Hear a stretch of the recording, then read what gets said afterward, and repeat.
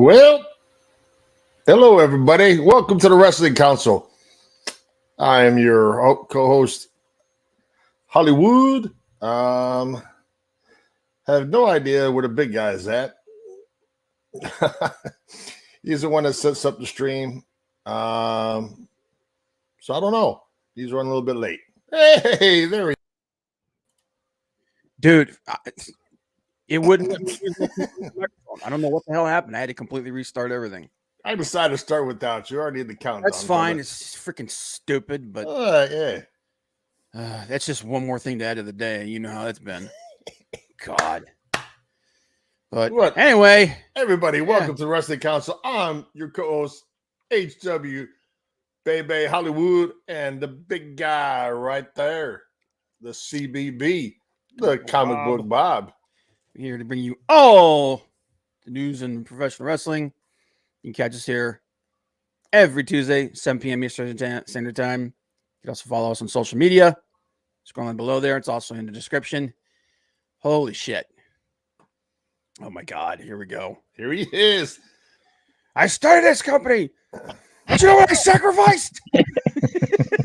Dude, that meme, everybody's throwing it up there, man. Vince, that's what I was telling Frank, man, is what I would give to be a fly on the wall when he walked into that boardroom and they voted unanimously to give full creative control of Triple H and basically reduce Vince to being a figurehead.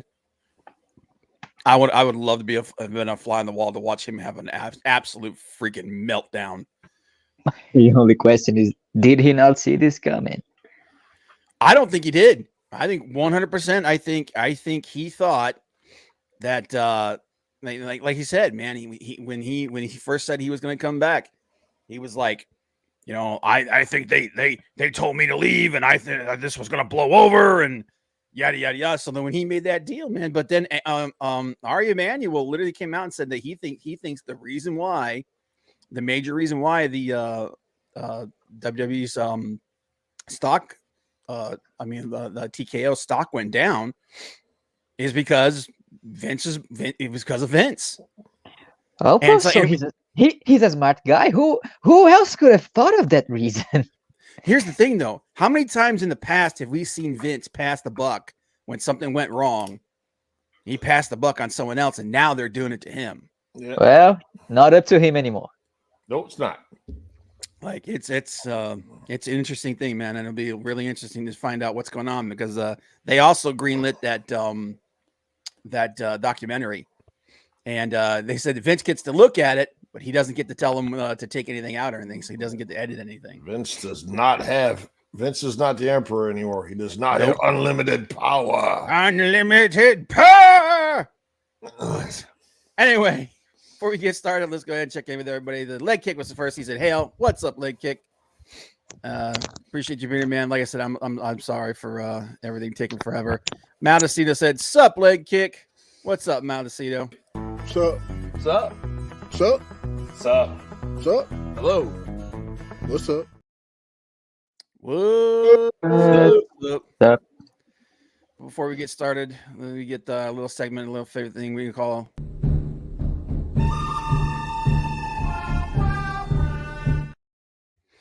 the good, the bad, the ugly. And I think it's you starting first this week, Frank? I am the odd man every time. Okay. It's getting better. Oh, that looks good. Almost done. Nice. Let's get a close up, brother. Let's get a close up. Oh, yep. Here we go. Oh my God. Bad to see on the camera, but yeah. Oh, that's an amazing work. Dude, the part inside your arm had to hurt like hell. Hell yeah. God. Forget it, man. You can seal my ticket on that shit. I got one more session, one more half session, and I'll be done. Oh. How much did that run you all together?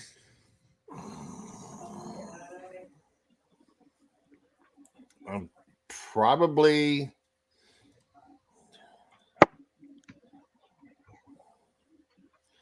close to $1,000. Ouch. With tip and everything. I have crayons at home. I ain't no crayon drawing, man, but no crayon man. drawing. And you can buy half my country with that money. All right. Back to the All right. threesome. Yep. All right. So let me put this back here. Good, bad, and ugly. The Yes, good. sir. It's a GBU, babe. I'm gonna go off on a different one because No, dude, you're first. Go for it. You've got options out there, but I'm gonna go. What I think has been probably one of the better things that Tony Khan and AEW has done lately is Timeless. Yeah, with Tony Storm. some actual character. They have done a really good job with her. Breaking away from Soraya and Ruby Soho. They've done a really good job with her character. And where they go from here, who knows? But keep that momentum going. Her just going this way. And it's great to see that opportunity that she didn't have in WWE, that she's getting a chance to express herself and do a storyline that I don't know if she came up with it, but they're doing a really good job with that storyline with her. So it's nice to see that. You don't hear a whole lot of good things about the women wrestlers, but I really do like that storyline with her. With the bad,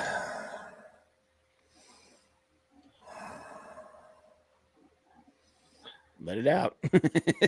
why, when you have so much talent, AEW, do you need to put the international title back on pockets? Yeah, I don't understand that. Why? Miro, Roosh, Andrade, Matthews, Malachi. Jay White. There's so much other talent there. Juice, whoever. There's so much other talent there that you could have put on any one of those guys. It just feels like knee-jerk reaction because Moxley couldn't wrestle, so they threw Pockets in there as last minute replacement. Honestly, if somebody told me it was the plan all along from him to beat Moxley in a rematch and get the title back, I would not be surprised. No, and here's the thing. We all know exactly what's going to happen as soon as Moxley's cleared to wrestle. He's going to challenge for that belt again, and they're going to put it right back on him.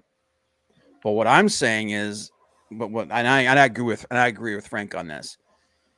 When shit goes down, you got to do what you got to do to make things make sense. Okay? You've got 6 or 7 guys that are red hot, ready to go. That if you put a title on them like that and you give them a good 3 or 4 months, and Moxley's not going to be all pissed off. He's like, I wanted that belt. No, he'll do. He's a team guy. He's a team player. You put that belt on any of those guys that Frank just mentioned, that automatically elevates those dudes. Automatically elevates them. And we know that they're good. They can do banger matches. So why wouldn't you do that? And Moxley doesn't need the belt. No, he doesn't. You've got a talent over there. Hey, good evening, Big Daddy. You've got other talent over there that deserves a run with the international title. Not Moxley, definitely not Pockets. Yeah, Swerve, Brian Cage. I mean, we could sit here and just go over names that are extremely talented guys that are ready to break through into the next level. And you putting that belt on them, because that's basically what that belt is. That belt is your secondary title. Okay, that's the best way to elevate those guys. Let them have that. Put them on a great run, and let's see what happens. Let's see what they can do.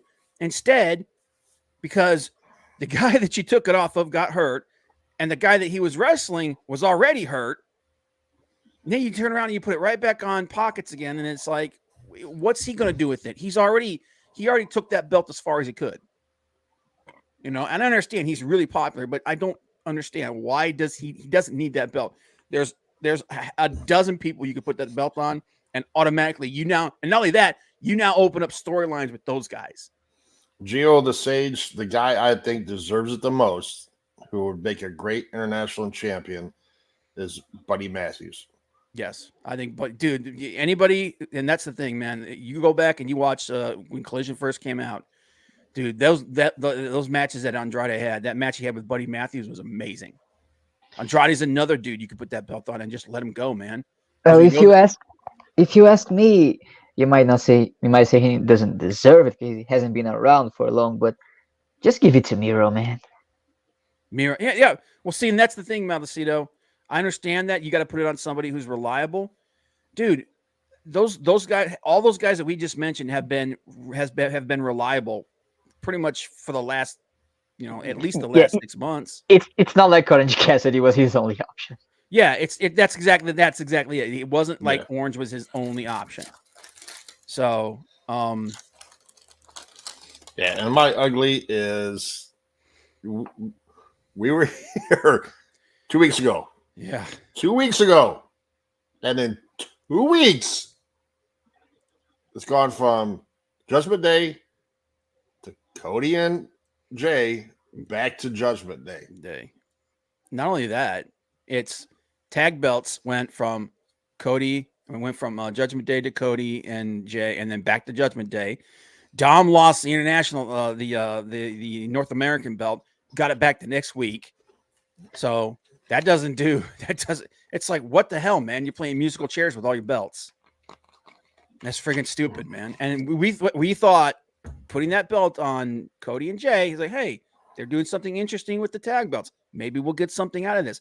There's that storyline that's brewing between KO and Sammy and Jay and Cody. You've got that cool thing you could do with that. Nope. Right back over onto friggin' Judgment Day. Yeah. It's like, and KO's back. KO's over on SmackDown now. KO's on SmackDown. It's like, but yeah, exactly. Tag belts. Yeet. You talk about longevity. You look at how long international title is being held by Gunther. I mean the IC belt. All right, yeah, Intercontinental. You know what I said? No, you said international. All right, whatever. Intercontinental title is held by. I know what you meant. By Gunther. He's he passed the honky tonk man as the greatest Intercontinental champion of all time. Yep. And I thought the titles now, women's tag titles shouldn't even be a thing. But I thought the tag titles, men's tag title, meant a little bit more than hot potato. Yeah.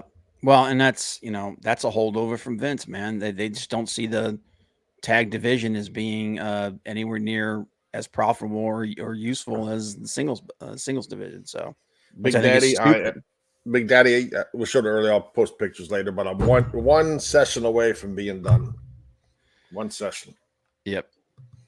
But and hell, Big Daddy, appreciate you being here, sir.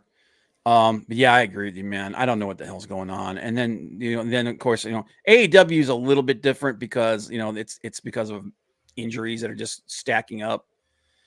But at the same time, we talked about it. There's other options, man, and it's some of these belt changes just don't make any damn sense. Just don't make any damn sense at all. But okay, my GBU before we keep bearing it here. The Good. Oh my god, dude. Bryan Danielson is the freaking gift that keeps on giving, man. That guy. I mean, think about it. All these banger matches that dude has had, man. That match he had with Zack Sabre Jr. might be. That's the best match I've seen all year. But I'm gonna tell you what, man. You flip over to Collision, and there's two things right now that you can put a guarantee on, man. One, Bryan Danielson's going to, whatever match he's in, whatever feud he's in, he's going to give you a freaking absolute banger match, a 4 or 5 plus star match. And this is, in my personal opinion, the best run Christian Cage has ever had. This is the best singles run Christian Cage has ever freaking had. This father figure character that he's playing is so damn good. He's so good at being just an absolute shit heel. But then you look at the psychology of the match that they had on Collision, dude. Holy shit. It's Christian is like literally acting like he doesn't want to be there. He's doing just the most basic of stuff, just trying to get out of it. Bryan Danielson is just taking him to freaking school. And the match was this match. If you watch one match this week, if you watch one match this week, that's the match you need to watch. It was fantastic. The only problem with it had a shitty little scrum ending. It had a schmoz ending. Everyone and their mother came out, and that was the one thing that just kind of took a crap on it. But I'm gonna tell you what, man. Like when that guy, like I was telling Frank, I could sit and I could watch Bryan Danielson wrestle anybody for the rest of my life, and I'd be freaking happy. Yep. He might be. I still think Will Ospreay is the best wrestler in the world today. But I'm gonna tell you what, Bryan Danielson is. He might be the best technical wrestler in the last 20 years, and that's saying a lot. Dude's amazing. The bad Collision had such a good different feel from everything else that AEW was doing. It felt very different from Dynamite, felt very different from very different from Rampage. And a big part of why it was so good, why Collision was so good, was the announce team. Okay? No, God. Kevin Kelly, and Nigel McGuinness are the shit together. They, in my personal opinion, Kevin Kelly's the best commentary man working today, in my personal opinion. And Nigel McGuinness, man, that dude found his groove. Being the foil for him on there, man, it was like it brought back shades of JR and the King, man. That's really how good they felt. You know, and then when JR would come out, you know, then we get this little nostalgia moment with him. But Kevin Kelly was the guy running the show. Nigel was the second guy. Yep. And then this week, and then after the situation that happened with CM Punk, Tony basically became more hands-on with the Collision. Collision does not feel it. The matches still feel good. They still feel like the psychology of the matches are different. The show feels a lot more like Dynamite now, though. Love him or hate him, ever since Punk left, it's like the gates were open for everything that makes Dynamite not as enjoyable to come over to Saturdays too, and I really don't like that. Yeah, and I do think that they took a little bit of a step back with the matches this week. Then they kind of went back to a little bit more of the Collision formula. But Tony Schiavone, look, I have nothing against Tony Schiavone. I loved the guy back in the 90s. I think he's a good color guy. I don't think he's the guy to be in charge. This week, they replaced Kevin Kelly with Tony Schiavone. Now, and people say, well, wait a minute. No, Kevin Kelly was out there. Yes. The show started with Kevin Kelly, Nigel McGuinness, and Tony Schiavone. When JR came out to do his usual thing, Kevin Kelly got up and left. That is not good. That's not good at all. Okay. Unless the idea is they're going to make a move and he's going to go over to Dynamite and he's going to try to fix the announce situation over there. Okay, then maybe cool. But you don't poach this guy from New Japan, put him on the show, have him be the most popular. Him and Nigel McGuinness put together the most popular commentary team that AEW has. And then suddenly you yank him out and you replace him with Tony Schiavone. And Tony Schiavone is now listed as the lead commentator for Collision. Yep. I didn't think about it before, but I am scared now that you mentioned that he might be going to Dynamite, because not even he can explain the BS that happens on Wednesdays. So well, here's the thing. Dynamite, and now this is why I'm holding out a shred of hope for this. Dynamite is still the flagship show. Okay, as much as we like Collision, the way Collision was, and I'm hoping that they get Collision back on track, Dynamite is the flagship show. So you want your best people over there right now, right? Right. Okay. So if they put him over there and then they make him lead commentary, the head of commentary, that means that he's got the authority to tell the other two, okay, listen, you guys need to follow my lead. Okay. And if they do that, okay, that could end up being good. Well, if All they right. want the best people did, then I'm sorry, but Excalibur just gotta go. Excalibur needs to be a play-by-play guy, and that's it.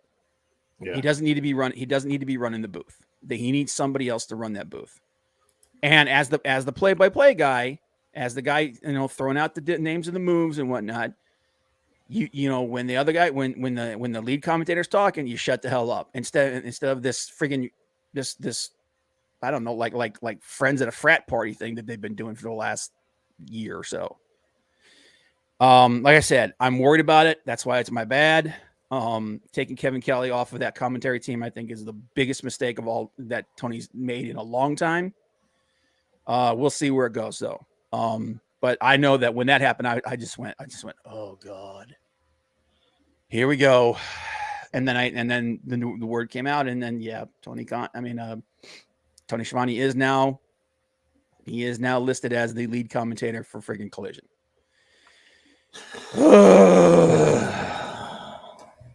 And then my ugly, which leads into our main topic tonight, is Tony Khan on Twitter /X, just saying some of the dumbest shit you're ever going to see in your friggin' life. I have done some research into this and everything, and I do think that there's method to Tony's madness, but I don't think it's working the way that he thinks it's working. There's a lot of madness. So, we'll see. We'll see what's going to like I said. We'll talk about it. That's our main story tonight, and then we'll talk about that as we're going through. Did you see that? Did you see that interview he did with those guys? I forget who, and he didn't want Dan Le Batard, the Le Batard show. Yeah. No, I haven't had a chance to watch it, but I heard it was funny because the guy just lost his patience. Are you gonna answer any questions or no? Yeah. Well, we got a great show tonight. He just didn't want to answer any questions, and the dude's like, "Look, dude, what the hell do you want me to do? This is an interview show." His answer to every question was, "We have a great show tonight. We're gonna put on a great show, and we did a great show at Wembley." That was his go-to every single question. That was just hilarious. And for a guy that likes to tweet incendiary shit, it's like, well, if you're gonna say something, man. I wish I was kidding when I saw the tweet about The Undertaker and Cena. My honest reaction was, "Damn, these parody accounts are getting desperate." But then I triple checked. It was him. Yeah, it was him. Yeah. Yeah, it was definitely. Maybe he's been hanging around Hulk Hogan too much. Oh my God, dude. Guys, seriously, if you have not watched Hulk Hogan on the Joe Rogan podcast, look, I loved Hogan when I was a kid. All right, and you cannot discount what that guy did for the business, but I swear to God, every other word out of this dude's mouth was an absolute complete load of shit. Just absolutely, he's taking credit for Brock Lesnar's career. He's taking credit for God, it's like all kinds of stuff. But the best thing of all, okay, we're gonna talk about this because it's funny as hell. The best thing of all is he starts talking about how he's like, yeah, we were doing a show at Wembley in England at Wembley. And I was doing a Make-A-Wish thing with, I think he said John Cena and someone else. And there was this kid there and his family. And then he talked about how he was going to get him front row tickets. And then at the show, that he's in the ring and he's looking around the ring. He can't see him anywhere. And he's like, what the hell's going on? He's like, where's this kid? And he's like, oh, he died. And he's like, oh my God. So then he cut a friggin' music album and he wrote a song about the kid. What the fuck? So here's the thing. All right. So here's the thing. That album does exist and the song does exist. Okay. Here's the problem. WWE have only ever done one show at Wembley and he wasn't on it. So he's just completely yanking his shit out of his ass. And it's just like, oh my God, dude. I'm like, because when I was listening, I was like, wait a minute. I was like, what show is he talking about? Because there's only one. WWE's only done one show at Wembley, and I don't remember him being on it. So maybe he was there, doing like Autograph Center or something. No, this has been he was working for another company. So it was like this. It's just, and I'm gonna tell you what, it's complete bullshit. But it's one of some of the most entertaining crap you're ever going to see in your freaking life. So, and apparently a bunch of other like old school wrestlers that heard this stuff and like, what is this asshole talking about? He is just being a complete idiot. But it's just like that, and he was talking about how freaking when Bruiser Brody got killed, it's they took him and they slit. I was like, no, they didn't. They took him, they stabbed him to death, man. They didn't cut his throat. What the hell are you talking about? He's just, and I think it's like Hogan has told so many stories and played so many characters, done so much shit. He just doesn't know what's real and what's fake anymore. So, hey, Courtney, what's up? But yeah, dude, it's sorry about that tangent, but it's funny as hell, man. It's worth it. Because here's the thing, Rogan doesn't know any of this. So he's just like, oh my God, that's amazing. And it's you can see Hogan's ego just inflating and inflating and inflating. And then you just know, everyone's going to take him to task for this stuff. And it's just, oh my God. It was so damn funny. But and at least Tony hasn't reached Marty Jannetty. Oh my God. Dude, nobody's going to hit Marty Jannetty levels, man. Once that happens, this picture I'm using is going to apply to him because somebody's going to, Shad Khan is going to come down and say, hey, son. I think it's time you, he's like, listen, I gave you your allowance to go do your little pet thing. I think we got to pull the plug on this now, son, because you're just talking crazy. It's time to stop. But, okay, so that's my GBO. Frank, Johnny, you got anything you want to add, man? We gotta get to the main course. Yeah. Well, no, if you got something, just say it, man. No. All right. I got nothing. Okay, so as we all know, last Tuesday we had a big showdown between WWE, NXT, and Dynamite. AEW Dynamite, and despite was like, oh no, we're not in competition. Bullshit. WWE does see AEW as competition. Now, are they afraid of them like they were WCW? No, but they are competition because they're competing for eyes, especially when you're doing shows on the same day. So, was that a big showdown or was that a squash match? Here's the thing. We know, well, here's a couple of things that everyone's talking about. One of the things that everyone's talking about is ticket sales. Yes, AEW ticket sales are down. We all knew this was going to happen with the blowback from CM Punk and whatnot, but also they're down overall for everybody. Okay, I actually did some looking into this, and the ticket sales are down for WWE as well. Because this happens at times in the industry when financial things get tough. People stop buying luxury things and whatnot like that. And right now times are tough. So ticket sales are down across the board. They're down a little more for AEW because of the blowback, and everybody just got sick of the stuff that happened with CM Punk.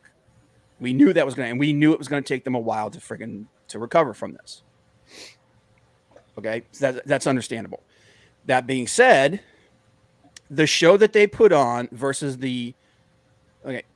anybody saying that WWE wasn't looking at this as a way to basically get bragging rights and whatnot, and to take a shot at AEW is full of shit.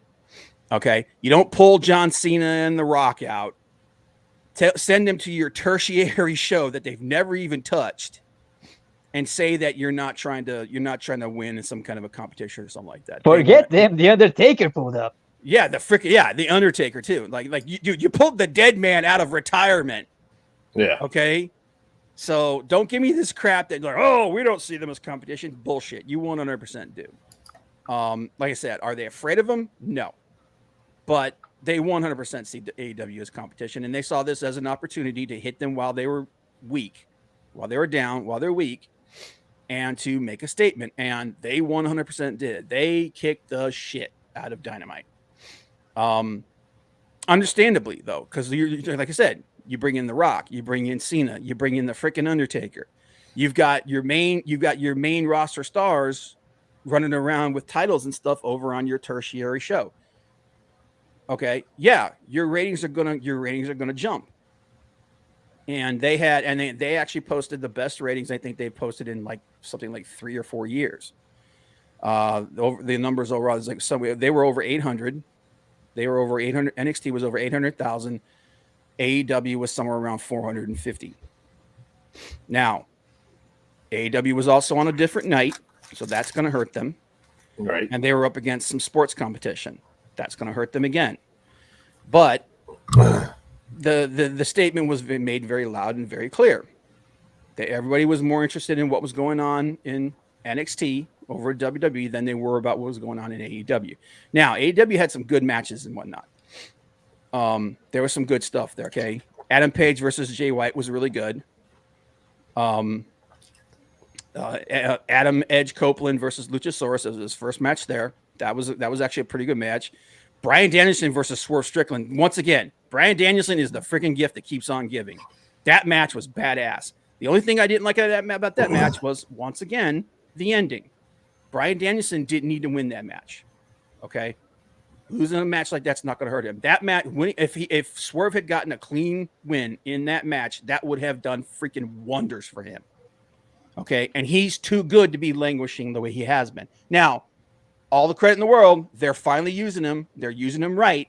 He's having banger matches. Good on you. Yep. Bryan Danielson didn't need to win that match.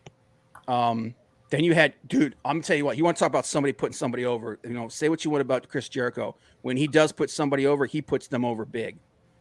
Powerhouse Hobbs freaking murdered him on freaking, on Dynamite. And like he made his bones right there, man. Eddie Kingston versus Minoru Suzuki at the buy-in was a lot of fun because it's Eddie. I mean, come on. But it was, and AEW put on a good show. NXT put on a better one. That's just the truth of it. If WWE wasn't worried about NXT, they wouldn't have brought those guys on to NXT. Nope. No, yeah, and like I said, this was 100% a power play. This was Triple H pulling out his dick and laying it on the freaking table. Okay, and understandably, because WWE is the bigger company, they have the much larger reach. They won. Tony, the real thing that came out was when Tony came out and started tweeting crazy shit. So Tony put out a tweet pointing out that it was so sad to see The Rock and Cena show up on television and they couldn't even draw 1 million viewers for the first time in their entire careers. Now, this was 100% a shot at that. This was 100% taking a shot at WWE, and it sounds like sour grapes and whatnot. Yeah, it was a shot. It was a swing and a miss. Yeah. Oh, yeah. And because the entire friggin' look, I'm an AEW fan. I like AEW. Okay. Even though I think that, they've made some bad moves recently, I like AEW. I like WWE. I love what Triple H is doing. It's a good time to be a wrestling fan. I saw this and I went, bro, this is not going to have the effect that you think it's going to. This is not you. This is not a dunk. This just makes you look like an asshole. Yep. And it makes you look like an unhinged freaking rich, like an unhinged rich boy who can't stand the fact that he lost. All right. Now, I do think that there is an element of that. However, I don't think Tony, and let's be honest, this is not the first time he has tweeted something ridiculous and incendiary. I don't think Tony is actually being serious with what he's saying.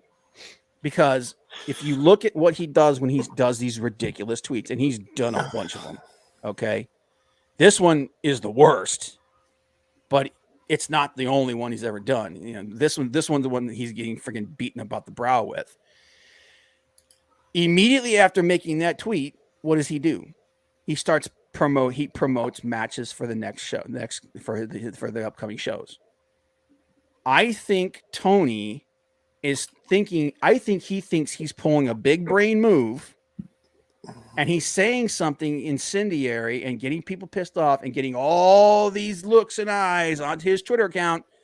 And then he promotes and he goes, yeah, and that's going to disseminate and they're going to see it. And then, it's going to bring more eyes to the product and it's going to bring more attention to AEW.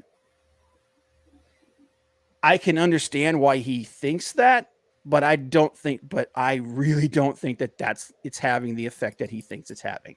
Wrestling fans on Twitter have already decided whether or not they're gonna watch his show. exactly. Yep.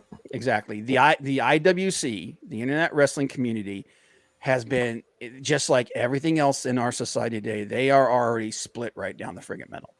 The And like people who Max are- said, Go ahead. only 5% of the fans of the show are on Twitter to begin with. Yeah, This is not worth it. It's not worth it. I think it's actually having the opposite effect. I think people are seeing this and going, "Oh, well, you're annoying as hell. I'm not going to bother you paying attention to what you're saying." And in fact, you just turned me off. As a wrestling fan, you just turned me off by being, a narcissistic dick.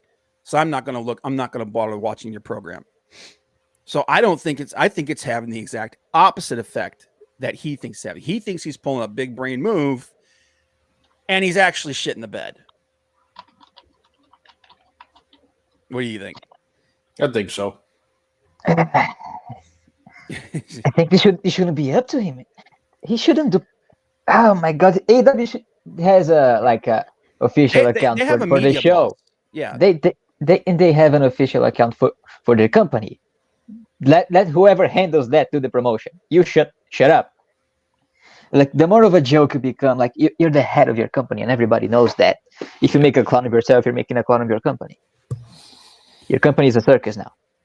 yeah. And here's the thing: this is one of the times that I think he needs to take a playbook out of Vince's playbook. Take a play out of Vince's playbook, and not engage on. Well, telling him not to engage on Twitter at all is like asking somebody to freaking not drink water when you're in the desert.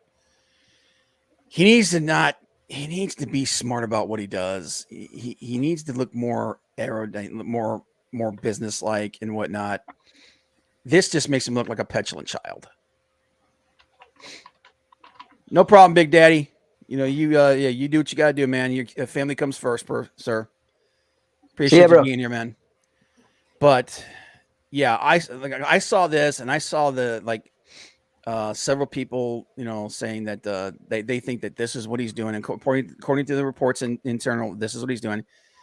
And the fact of the matter is once again, this is another one of those things that we've talked about, where back when Cody left, we said cracks were, about 6 months after Cody left, we said cracks were starting to form, and where they went going forward was how big these cracks become. Did they become problems? I think this has become a problem. And I think someone needs to step in, like some of the other people in the company. Like they have a media manager. I don't know who it is, but I do know that they have one. They need to go to him and say, "Listen, boss, this isn't having the effect that you think it's having. We need to talk about this." I'm almost sure it was like Brody Lee's wife was handling that.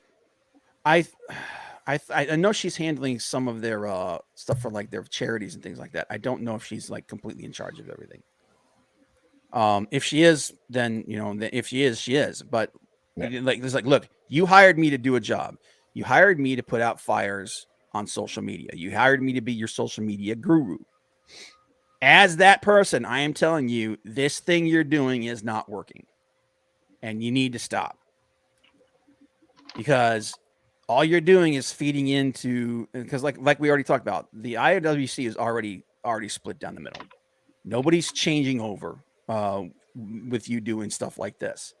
In fact, you're driving people away. So you got to knock that crap off. Now, is Tony Khan the kind of person to listen to somebody if they say that to him? I don't think so. I think he's the son of a billionaire. I think he's been given all of this power. He's been given this thing that he's built with AEW. And I don't think he's looking at everything the right way. I think losing Cody was a big part of. I think they lost a lot of their stability when they lost Cody, and nobody has really stepped in to fill that void. And Tony is he's a millionaire playing with his toys. Yeah. Yep. So, I don't see anybody having the balls to step up and tell him no. what are they even gonna say? Because you know, and it's he's not. If he was willing to listen, he wouldn't be doing this right now. Because well, everybody who's reacted to this in any way agrees this was just not yeah. it. And like I was talking, like I said, I was talking to Frank today, and I said, listen, if he doesn't start making some better decisions, because like we said, we know that he's the guy that's in charge of all the booking. So any of these issues, any issues that we've had with any of the booking and whatnot, that falls directly on him. You know what I mean? Like you wear all the hats, you get all the gravy, you also get all the grief. So all the things that we've talked about, the production issues that they've had, the storyline, the finishes that don't make any sense, the lack of any kind of direction for the women's division outside of Toni Storm. All of this stuff falls on Tony because he's the one in charge of all of it. He's trying to micromanage things the way Vince did, and he's not doing a good job of it. He needs to be the owner and let everybody else run the show. Let the people who know what they're really doing run the show. Now, I do think that he hits more than when it first started, he hit more than he missed. I don't think that's the case anymore. Now I think he's about 50-50. He's putting on, you've got great matches, you've got great matchups, you've got great talent, amazing talent. Finishes are not what they should be. It feels like the company has no direction right now. And I think that's a big reason why WWE has had under Hunter has really taken a step forward and built things up to the point where, you know, like AEW is no longer seen as the alternative. They're seen as just a kind of a weaker version of WWE right now.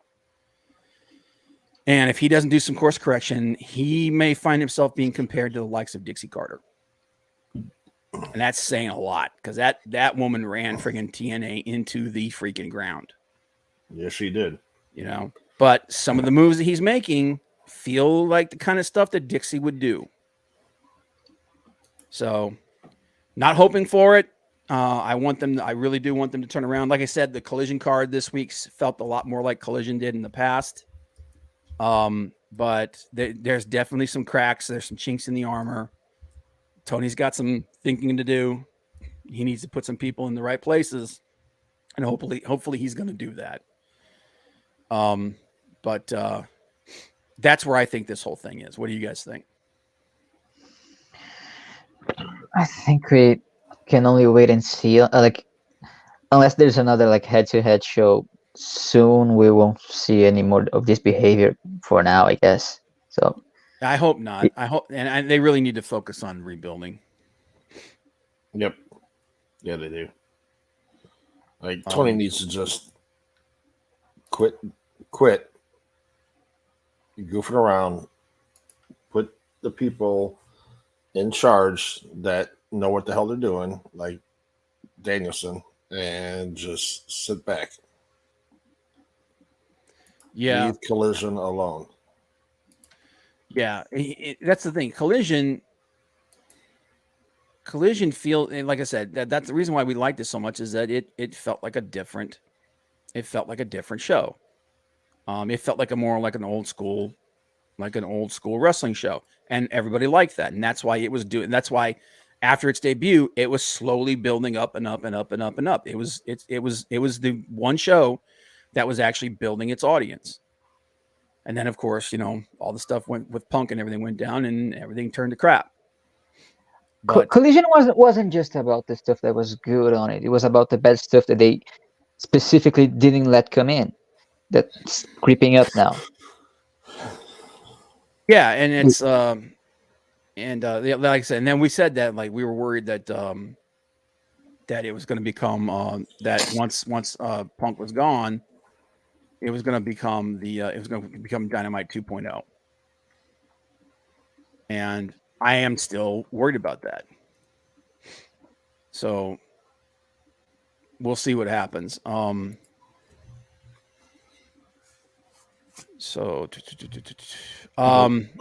So I think we're done. I think we've pretty much covered that. Like I said, I think Tony thinks he's pulling the big brain plays. I just don't think it's having the effect that he wants. Um, that being said, did any of you guys watch Raw? Last night, Raw, Yes. bits and pieces of it. I saw Okay. the final tag match last night. I saw Did you see the segment between Seth Rollins and Drew McIntyre? I did not. I think that this was probably the best promo segment that they've had in a while. I think Drew McIntyre has re-signed. I don't think he's going anywhere. If this is the kind of stuff they're doing with him, I don't think he's leaving.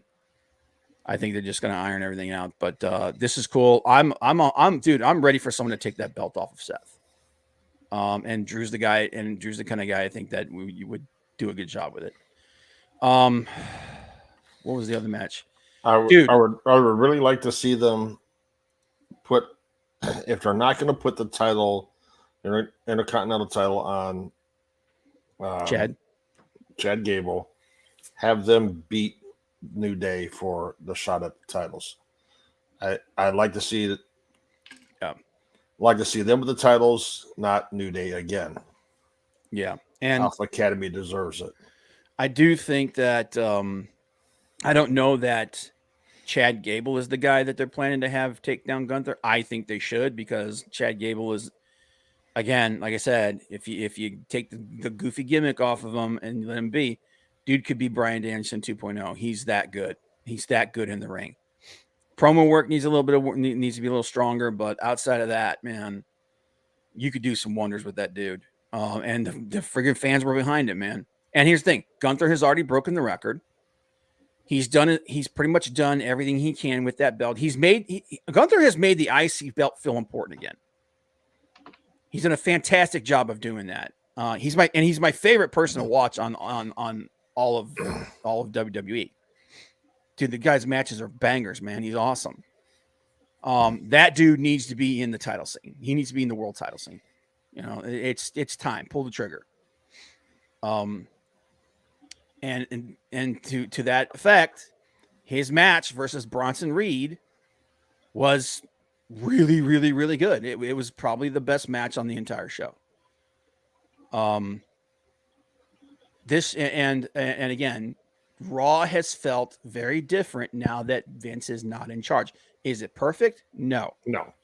The matches are better. The match-ups are better. Like this week we had Rhea versus Shayna Baszler. Kind of. The segment itself was actually pretty good. Like I said, the promo with Drew and Seth was pretty good. Women's division is still struggling. I think they'll get better. Nakamura versus Ricochet was pretty good, but it's we've seen it 100 times before. So Sami Zayn promo and everything, the stuff that's going on there is pretty good. The big what the hell moment in Raw this week was Judgment Day taking back the tag titles. That, like, to me, that whole thing was like, well, what was the whole goddamn point? There was no point to anything that just happened. It's stupid. Playing musical chairs with your belts makes your belts feel irrelevant. So I don't know what's going on. Dynamite this week, like the last Dynamite had, like I said, had some great matches. Adam Copeland versus Luchasaurus was good. Adam Page versus Jay White was great. Bryan Danielson versus Swerve Strickland was great. Chris Jericho versus Chris Jericho versus Powerhouse Hobbs really set Powerhouse Hobbs up. I'm loving that. Okay, good matches, but like we said, on a normal day, I think this would have been a really, really good episode of Dynamite. Just didn't win. It didn't win this week. No. Not when you have the lineup on NXT. It's not. No. Now, going forward, I'm looking at Dynamite's the announced card for Dynamite this week. We've got Penta versus Jay White. That's going to be a really good match. Kenny Omega versus Kyle Fletcher. That's going to be a really good match. Here's the problem. Where are they going with any of this? All right, we're not seeing. I mean, Kyle Fletcher and Omega, they kind of have a little bit of that connective tissue with Ospreay, but I don't see again. AEW feels directionless right now. We've got the Dynamite Dozen Battle Royale, which I mean that's going to be what typical battle royales are. They're never great. Sometimes they're fun. There's going to be a lot of dumb shit going on, and we do know that there is that storyline right now with Juice Robinson looking to take the diamond ring away from Max. Yeah, remember when I started complaining that the world titles was getting less and less important? Yeah, that's the thing. Yep. It's I think it's time to take the belt off Max. I do. I think part of it is because storyline wise, things have been kind of all over the place. Like I said, Punk being in the scene changed a lot of stuff. Him leaving completely decimated a lot of their plans going forward. So what have you? I think it's time to take the belt off of Max. I think it's time. And honestly, I'd give it to freaking Bryan Danielson, man. I mean, I don't know if that's what they're gonna do. I think it's gonna be Jay White. Yeah, because right now they have the only match announced for Full Gear is Jay White versus MJF for the title. And I think that's where he's gonna. I think that's where he's gonna lose it. And it's either he's gonna lose it to Jay White or, well, we know it's not gonna be. We know it's not gonna be Adam Cole because he's out. He's gonna be out for at least 6 months. He has to have 2 surgeries on his foot, so he's out for a while. To me, Jay White's the right guy to put it on right now. You know, put it on him and let him chase the heel, and let the face chase the heel.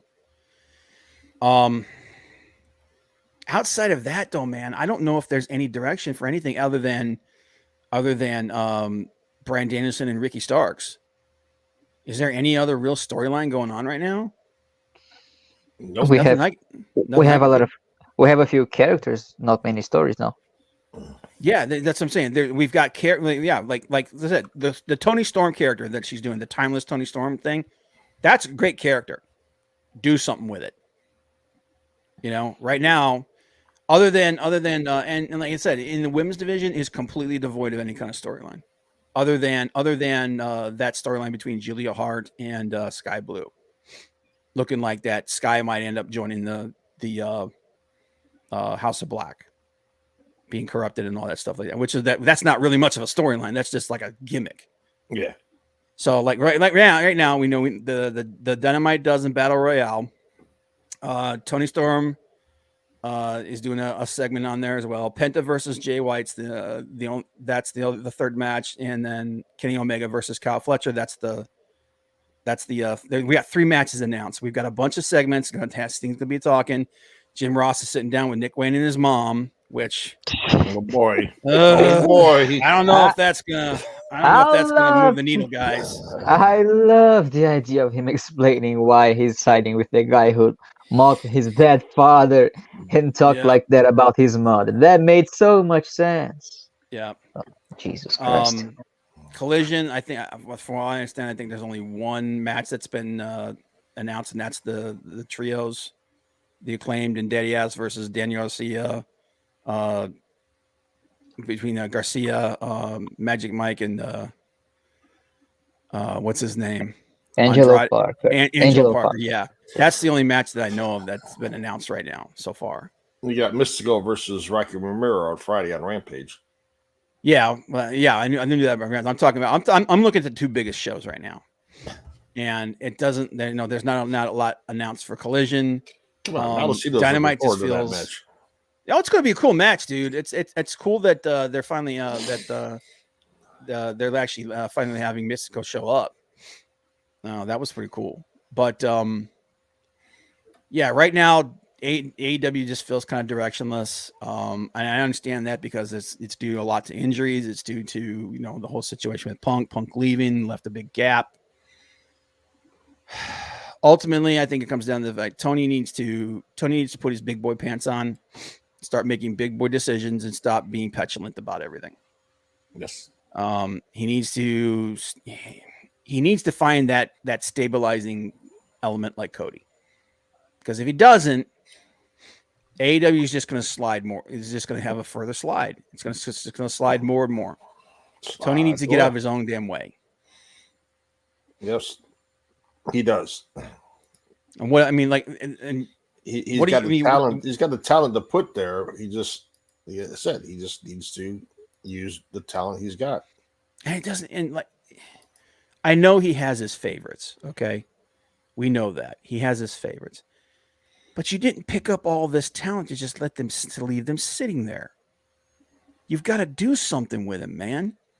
He's got a gold mine of talent to use, and he uses the same 8 to 10 guys all the time. He's doing stuff. He's collecting them. That's exactly it. That's what it is. He's being a rich guy. He's collecting his favorites. He's collecting wrestlers. He's like, oh, I like that one. That one's shiny. But then when it comes time to book them, he's just kind of like, yeah, I'm just going to stick with these guys over here. You know, and granted, some of the guys that he's continually pushing are really, really good. They're great. They're great guys. You've got a gold. You're sitting on a gold mine. Yeah, exactly. You got to catch them all. It's like Pokemon, man. You're sitting on a gold mine of talent, and you're not utilizing it, and it's hurting you, and it's becoming very obvious. And like they said, the situation with Orange Cassidy, that just put a glaring spotlight on that situation. You've got all this talent, you've got all this potential, and because there's nobody that can tell you, hey, you know, maybe look in this direction, maybe go over here and do that. You know, Collision was the only place where that was happening because he was letting somebody else run the show because that was the deal that they made with Punk. And now that he's gone, he's over there doing the same thing he did on Dynamite. It's like, bro, you got to get out of your own damn way. The question is he going to do that? And the honest answer, I don't think so. Until things get untenable, I don't think he's going to do that. I hope he does, you know, because he's not stupid. But I can say I hope. I wish he would. But hope I don't have that much hope. No. Okay. So if you guys were deciding where to go with the world title, with the international title, with the TNT title, women's title, what would you guys do? Frank, what would you do?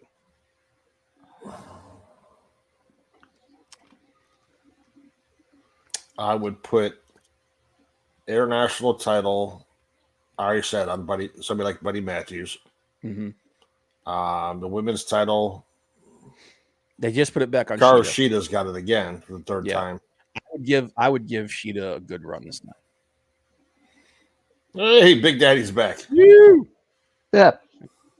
Taking care of them kids is tough, man. Yeah. The women's title. Give Shida a run with it. Quit playing hot potato with it.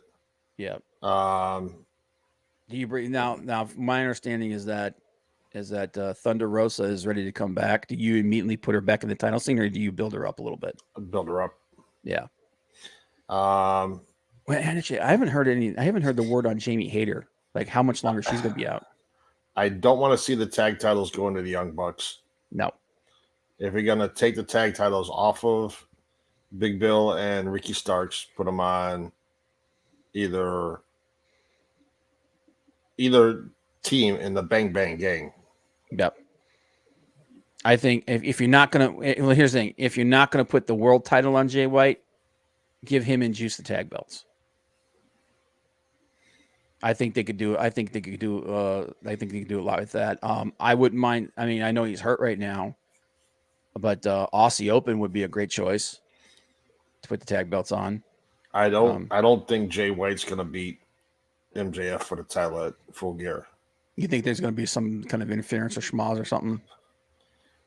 I think whatever the issue is with whoever was the devil is going to rear its head at Full Gear. Okay. As I talked to you before, I think if they don't set up a match prior to it, I think Mercedes shows up at Full Gear to set up a match. Do you take the women's belt off of Shida and put that on her? She would be, if she does end up signing with AEW, she is. They're gonna have to. Yeah. in no short time. Yeah, because she will legitimately be the biggest star that they have in the women's division. And if you're not going to give Danielson a run with his last year as a full-time performer with the company with the world title, even if it's only for like 3 or 4 months, I would not have a problem with that. Mm-hmm. That's got to be what you're going to do with it too, though, man. He's got to have a run. But do you put the world title on Jay White, or what do you do with it? No, it's not going to Jay White. He's not beating MJF at full. So whoever the devil is, you think that's where they're heading? I think whoever the devil is going to set up the disintegration between Max and Adam Cole. Okay. And then, I think I would like to see Bryan Danielson with the title. Yeah, so give him a chance with the AEW title before he's done. Yeah, because I think he could really elevate it. All right, what do you think, Johnny? Christian Cage? Sorry, I didn't mean to catch you there. No, Christian Cage with the TBS title or TNT title, whatever that title is. Leave it on him till he's doing good work with it. You get the feud between him and Adam Copeland, and I put the title on Copeland. Yep. And I think eventually you got to give him a run with the world title. Well, then I'm going a different way. I'm having him drop the TNT title right now and getting into the AEW World title with Danielson. Like, have Jay lose to Max, and then somebody takes the belt off Max, and then it's Bryan Danielson and Christian Cage. That's what I need right now. So that belt means something again. Yeah. And you can let the Ricky Starks and Darby Allins, like people at that level, for the TNT and international title, but and people are going to complain, but it's all ex-WWE guys in the world title. I don't care. Like, they need to do that. Right now is not the time to care about that, because the company's cold. That company's cold as ice right now. Dude, like Meltzer's saying it, Sean Ross Sapp is saying it. All the friggin' AEW right now is like an ice box. It is freezing cold, and they need to do something to light a fire. I'm getting all these guys like Edge, Adam, Bryan Danielson, Christian Cage, all these guys that have a name, and putting them together in the main event scene. Yeah, and I really do think these guys, like guys like Miro, guys like Andrade, guys like Roosh finally came back, thank God. Like, these are guys that can really take your mid card and really energize the hell out of them. Swerve Strickland, another dude that you could put the TNT title belt on. You could put the international title belt on him, and let that dude. These are guys that can create magic in the ring. Just let them do that, and that's what your mid card belts are for. You're not supposed to be putting the international title on guys like Jon Moxley. Moxley's one of your main stars. He doesn't need that belt. Dude, put that belt on somebody that can elevate them, and just let them create and just turn it into something, man. This is I don't understand where this. I said AEW just feels directionless right now. It's like he doesn't know where he's going with that, because after what happened with Punk, it was like he had so much stuff invested in Punk that he lost his way. He doesn't know what to do now. So what about the women's division? What do you think you need to do with that? Jamie Hayter.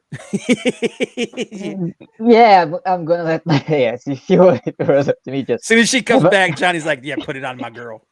Yes, I am. But Mercedes coming in, like, if you put the belt on Shida, I think it would be a bad taste in people's mouth for her to lose so fast. Yeah. She can have her first long program with Mercedes and lose to her, but just losing so fast, I don't think is a good idea. So if you want to put it on Mercedes so fast, don't put it on Shida. No, don't. I would leave that belt on Shida for at least until next year. Yes. And then something like for your first show next year, because we know they're going to do more shows, man. They're moving towards a show a month, just like WWE. This is not a good idea, man.